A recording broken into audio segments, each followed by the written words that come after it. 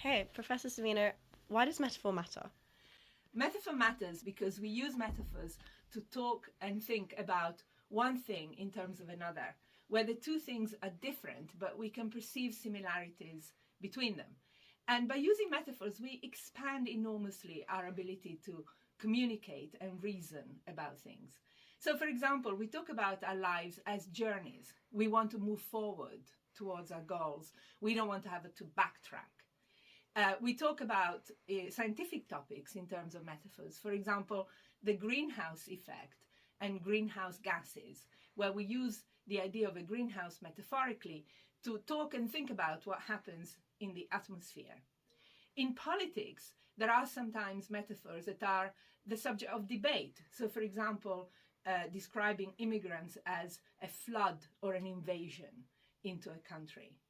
In healthcare, which is something I'm very interested in, there are many metaphors for illness and for dealing with illness. So, for example, people are expected to fight against cancer, and others criticize those metaphors. During the COVID pandemic, COVID was presented as an enemy that we had to battle against, and we talked about wave after wave of infection. So for all these reasons, metaphor is central to how we think and communicate.